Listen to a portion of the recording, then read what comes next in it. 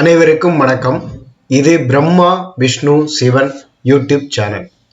பக்தியில் ஆணவமா? திரௌபதிக்கு இதை விளக்க கிருஷ்ணர் ஒரு நாடகம் நடத்தினார்.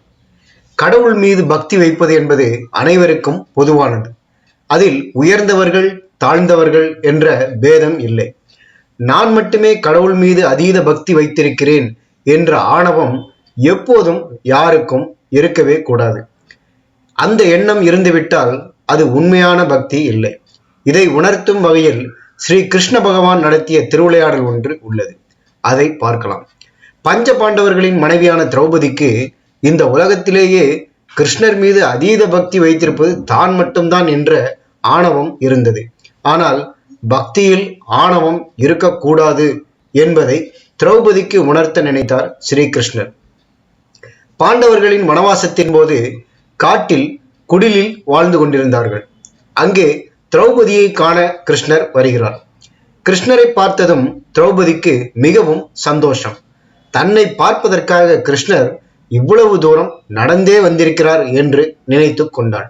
உடனே திரௌபதி கிருஷ்ணரிடம், இவ்வளவு தூரம் நடந்து என்னை காண வந்திருக்கிறீர்கள், உங்கள் கால்கள் வலிக்குமே, கொஞ்ச நேரம் இந்த குடிலில் இருங்கள், நான் சுடுதண்ணீரை வைத்து எடுத்து வருகிறேன் என்று திரௌபதியும் பீமனும் வெளியே வந்து ஒரு பெரிய பாத்திரத்தில் தண்ணீரை அடுப்பில் வைத்து சுட வைக்கிறார்கள். வெகு நேரமாகியும் தண்ணீர் சூடாகவில்லை.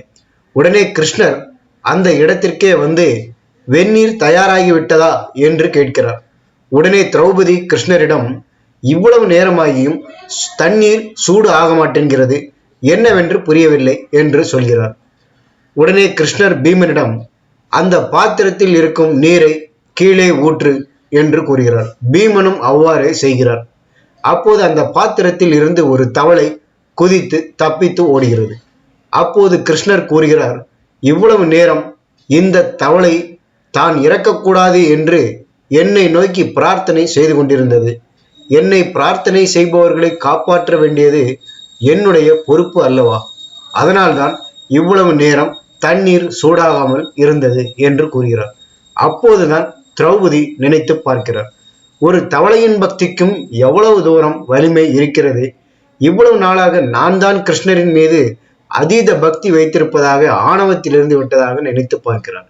உடனே கிருஷ்ணர் திரௌபதியிடம் கூறுகிறார், பக்தி யார் வைக்கிறார்கள் என்பது முக்கியம் கிடையாது. பக்தி எல்லோருக்கும் சமமானதே.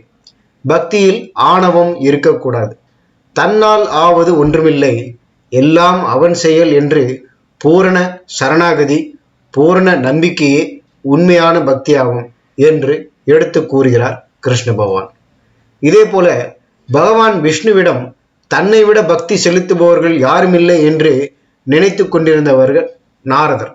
அவருக்கும் ஒரு திருவிளையாடல் மூலம் யார் உண்மையான பக்திமான் என்று விளக்குகிறார் ஸ்ரீமன் நாராயணன். அதை அடுத்த வீடியோவில் சொல்கிறேன். நன்றி.